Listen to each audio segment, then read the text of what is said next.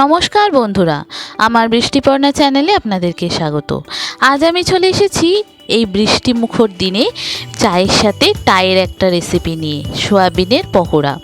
Soybean সচরাচর সকলের বাড়িতেই অ্যাভেলেবেল থাকে সব সময়।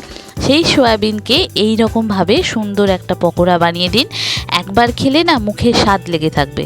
চলুন তাহলে রেসিপিটি দেখে নেওয়া যাক। আমি এখানে সয়াবিনগুলো নিয়েছিলাম, সেগুলোকে গরম জলে একটু ধুয়ে এটাকে একদম নরম করে নিয়েছি। একটু আদা কুচি, একটু পেঁয়াজ নিয়েছি, একটু চাট মশলা, একটু আমচুর পাউডার আর নিয়েছি একটু চিলি ফ্লেক্স। এবার একটা মিক্সির জারেতে যে সয়াবিনগুলো নিয়েছি সেগুলোকে গ্রেট করে নেব। তো একবারে হলো না, আমি দুবারে করছি। ছোট মিক্সির জারটা নিয়েছিলাম, তো দুবারে প্রথমবারেরটা ঢেলে নিলাম, নিয়ে দ্বিতীয়বারে যেটা নিয়েছিলাম সেই সয়াবিনগুলো আর যে পেঁয়াজটা নিয়েছিলাম সেই পেঁয়াজগুলো এর মধ্যে দিয়ে দিলাম, আর আদা কুচিগুলো ওই সয়াবিনের পাত্রটায় রেখে দিলাম। এবার দেখুন সবকটা ভালো করে পেস্ট করা হয়ে গেছে। এবার এর মধ্যে কিছু মশলা আমি অ্যাড করব।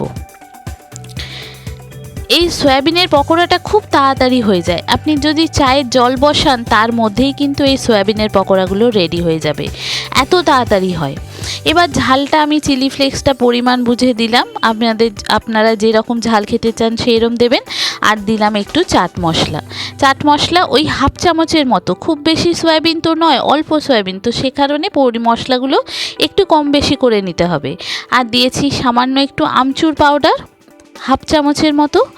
তারপরে দেব স্বাদ মতো নুন, সামান্য একটু হলুদ দিলাম যাতে নুন ঝালের ব্যালেন্সটা ঠিক থাকে, একটু জিরে গুঁড়ো, একটু ধনে গুঁড়ো, সামান্য নুন, স্বাদ মতো নুন দিলাম। আর দিলাম সামান্য আদা কুচো আমি দিয়েছি, কিন্তু এখানে একটু পাউডার আদাও দিয়ে দিলাম। দিয়ে এটাকে খুব ভালো করে মাখিয়ে নেব। আগে এটাকে খুব ভালো করে মাখিয়ে নিই, তারপরে একটু লঙ্কার গুঁড়ো দেব। দেখুন এখানে পরিমাণ মতো একটু লঙ্কার গুঁড়ো দিলাম, আর দেব একটু সামান্য বেসন। এবার বেসনটা আমি দিয়েছি বড় চামচের 1 চামচ মতো। আর একটা ভাজা মশলা আমার সব সময় করে রাখা থাকে, সেই ভাজা মশলাটা দিয়েছি হাফ চামচের মতো। দেব একটু খাবার সোডা হাফ চামচের মতো, মানে মশলার যে চামচ হয় সেই চামচের হাফ চামচ, মানে ধরুন 1 চিমটে থেকে একটু বেশি। এবার সবকটা উপকরণ হাতের সাহায্যে খুব ভালো করে মেখে নেব। এতে কোনো জল কিন্তু দেব না, ওই মানে যে জলটি আছে সয়াবিনের যে জলটি, যে ময়েশ্চারটি আছে তাতেই হয়ে যাবে। বেসনটা কিন্তু খুব বেশি দেবেন না, আমি 1 চামচ মতো, বড় চামচের 1 চামচ বেসন দিয়েছি। দিয়ে এটাকে মেখে আমি চাপাটা দিয়ে রেখে দিলাম 5-7 মিনিটের মতো। ততক্ষণে এখানে কড়াই বসিয়ে দিয়েছি, দিয়ে তেল একটু বেশি করে দিয়ে দিলাম। এবার এর মধ্যে আমি একটা ডিম ফাটিয়ে দিয়ে দিলাম। ডিমটা এই সয়াবিনের মণ্ডর সঙ্গে খুব ভালো করে একটু মেখে নেব। এটা ভালো করে মেখে নেওয়া হয়ে গেলে ততক্ষণে তেলটাও কিন্তু গরম হয়ে যাবে। দেখুন ডিমটা খুব ভালো করে মেখে নিলাম। 1 ফোঁটাও কিন্তু আপনারা জল দেবেন না, জল দিলে কিন্তু এর স্বাদটা অন্যরকম হয়ে যাবে। এবার এই যে ডিমটা দিয়ে মাখলাম, এটা দেখুন অনেকটা নরম হয়ে গেছে, এটা নরম হয়ে গেছে। এবার এই তেলের মধ্যে আমি আগে একটা দিই, তারপরে পরপর করে অনেকগুলো করে দেব। এবার এখান থেকে এই ছোট্ট ছোট্ট করে লেচি এরকম নিয়ে নেব বলের মতো, নিয়ে আর এই রকম তেলের মধ্যে ছেড়ে দেব।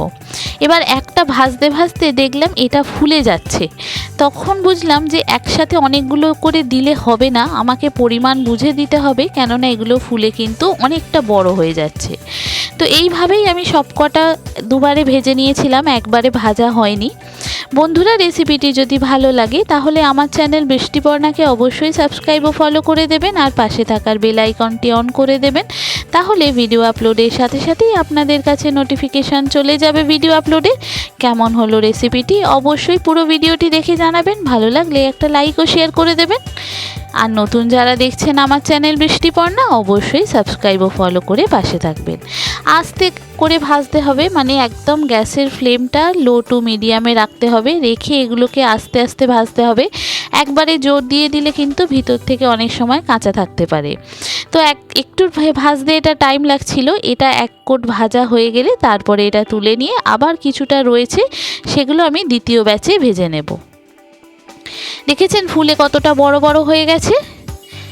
সয়াবিনের পকোড়াগুলো এইভাবে করে ফেলুন, চায়ের সাথে কিন্তু অসাধারণ লাগে খেতে। এই বৃষ্টির দিনে বিকালবেলা চায়ের সাথে এই পকোড়া আর চা কিন্তু দারুণ লাগে খেতে। এই দেখুন, আর বেশি খুব লাল করব না, একদম ধিমি আঁচে ভাজছি। গ্যাসের ফ্লেম কিন্তু একদম লো রাখবেন, একদম বেশি জোর দিলে কিন্তু উপর থেকে লাল হয়ে যাবে, ভিতর থেকে কিন্তু হবে না। এবার এটা তুলে নিলাম, দেখছেন কতগুলো হয়েছে। আস্তে আস্তে কিন্তু বাবা আর মেয়ে আমার পাশে দাঁড়িয়ে আছে খাওয়ার জন্য।